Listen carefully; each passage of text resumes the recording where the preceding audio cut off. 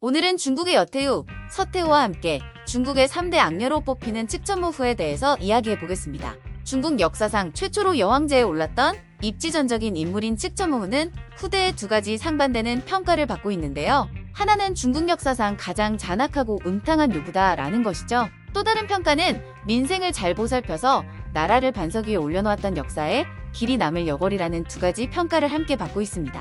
중국 역대 황제들 중 최고령인 67세의 제위에 오른 황제이기도 하며 30살의 황후가 되어 80세에 죽을 때까지 권력의 정상에 있었던 측천모후.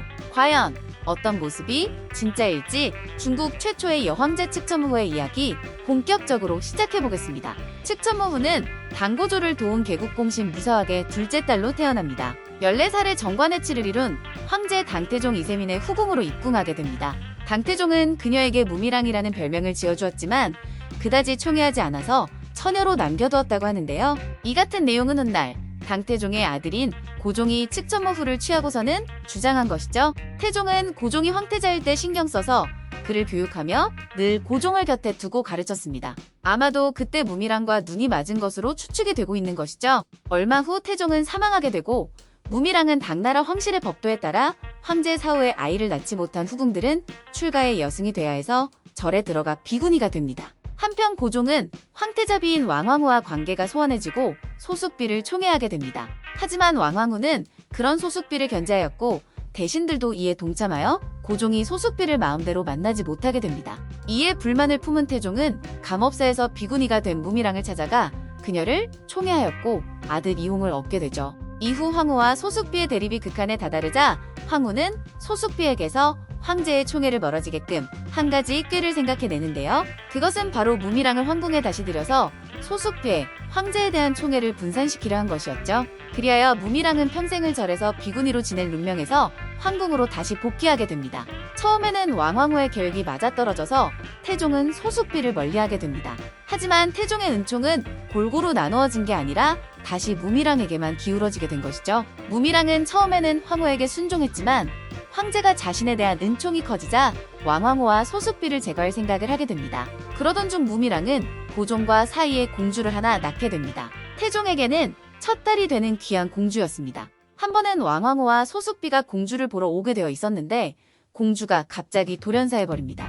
공주가 죽은 이유를 두고 측천모후를 악인으로 보는 사람들은 그녀가 왕황후와 소숙비를 모함하기 위해 자신이 스스로 자식을 죽였다고 생각을 하죠. 그렇지 않은 측에서는 돌연사로 생각을 하고요.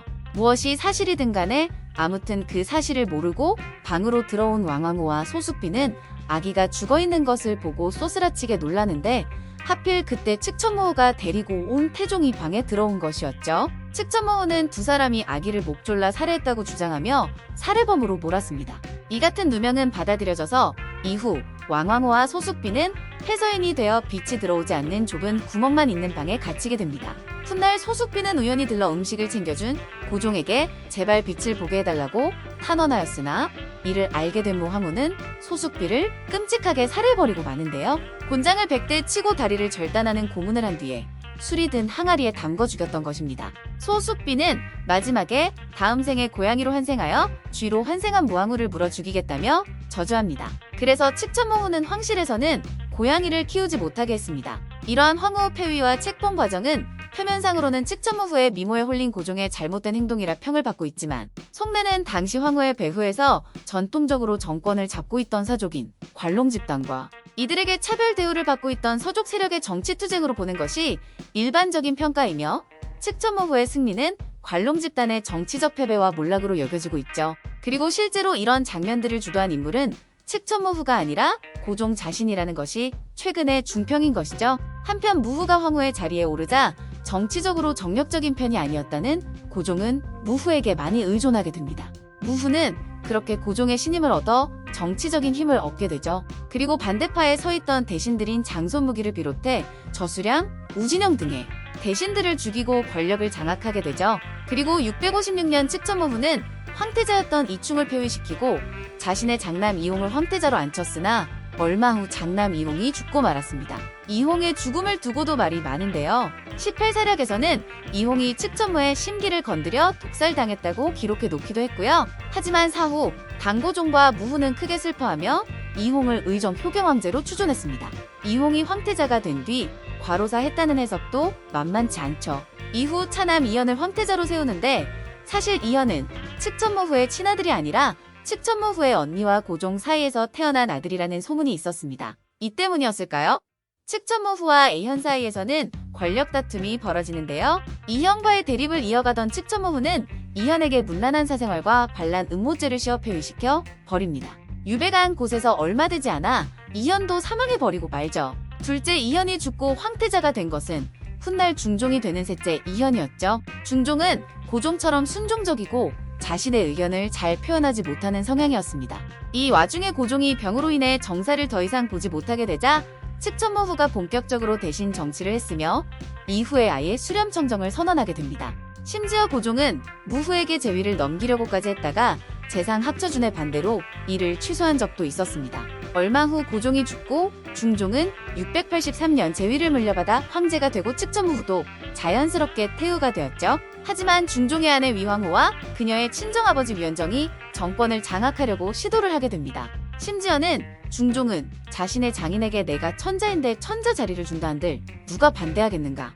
라는 초대형 헛소리를 내뱉는 바람에 폐위당하고 말죠. 이때쯤 또 지방에서는 측천모후가 권력을 쥐는 것에 반발한 사람들이 양주에서 이경업을 필두로 군사를 일으켰지만 손쉽게 진압이 되고 말죠. 측천모후는 반란을 주도한 대신들을 모두 처형한 뒤 내각을 개편했습니다. 이후 예종에게서 황위를 넘겨받은 측천모후는 국호를 주로 바꾸며 중국의 최초이자 유일한 여왕제로 등극하게 됩니다. 황제가 된 측천모후는 공포정치를 펼쳤습니다. 그 중에서도 밀고 정책을 통해 대신들끼리 서로를 믿지 못하게 만들었죠. 측천모후는 또 반대파를 매우 엄격히 감시하고 통제하였는데 비밀경찰 홈리들을 바탕으로 상대의 비리를 먼저 고발하는 사람이 빠르게 승진하는 밀고 정치를 적극 추진하였습니다. 이게 신하들 입장에서는 마녀사냥이 열리는 수준이라 조정에 출근할 때면 가족들과 작별의 인사를 나누고 무사히 퇴근해 집에 돌아오면 죽은 사람이 살아 돌아온 양 크게 기뻐했다고 할 정도였다고 합니다.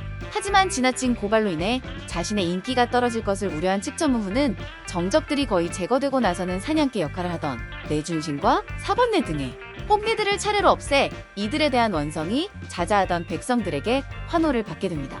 그야말로 토사구팽이었던 것이죠. 이렇게 국 내부에서는 피바람이 불어오는 엄혹한 시기였지만 상대적으로 백성들은 측천모후에게 열광했습니다. 측천모후는 자신의 임무를 제대로 수행하지 않거나 공포 정치를 벌이는 관리들에게 엄벌을 내려 백성들에게 카타르시스를 선사했거든요. 정치적인 쇼도 있지만 무능한 관리를 내쫓으며 지방 관리의 효율도 높였습니다. 백성들의 삶은 측천모후 전보다 훨씬 살만해졌죠. 측천모후는 관리를 뽑을 때도 학벌이나 출신이 아닌 실리적인 면을 추구했습니다. 더 많은 인재들을 등용할 수 있다는 장점도 있었지만 측천모후 입장에서는 기존 세력을 견제할 새로운 세력을 만들 수 있는 면도 있었죠. 그런데 인재를 등용한다고 만든 시설 중에는 측천모후의 욕정을 채우려 만들어진 공학부라는 기관도 있었습니다. 공학부에서는 젊고 잘생긴 남성들을 뽑았는데 이들의 주요 업무는 측천모후의 수발을 들거나 밤을 함께하는 것이었죠. 심지어 한간에는 3,000명이나 되는 남자들을 뽑았다는 소문들도 떠돌아 다녔습니다. 그들 중 일부는 측천모후의 총애를 등에 업고 폐단이 발생하게 됩니다.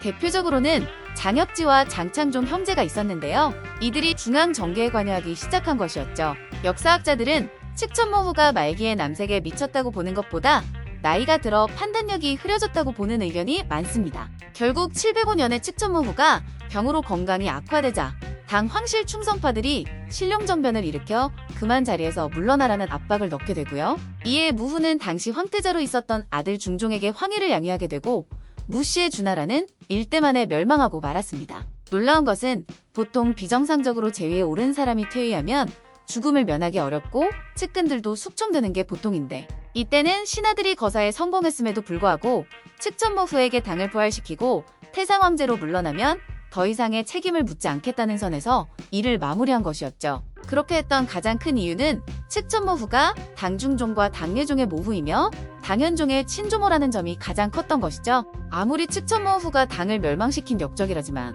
측천모후를 죽이게 된다면 황제가 어미를 죽인 페르나가 되며 역적의 집안임을 자인하는 꼴이었기 때문이었습니다. 그리고 측천모후가 자리에서 순순히 물러난 점도 있었죠.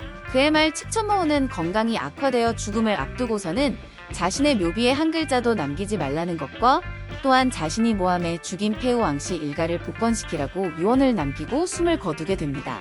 혹자는 무후가 다스린 시기에 내치는 당태종의 정관의 치에 버금가며 이후 현종 때 맞이한 개원의 치를 불러오는 기초를 마련했다는 평가를 하기도 하죠. 그래서 단순히 악녀라고 평가하기에는 무리가 있어 보입니다. 후궁에서 황후로 다시 중국 최초의 여황제의 자리에까지 올랐던 칙천모후의 이야기는 여기까지입니다.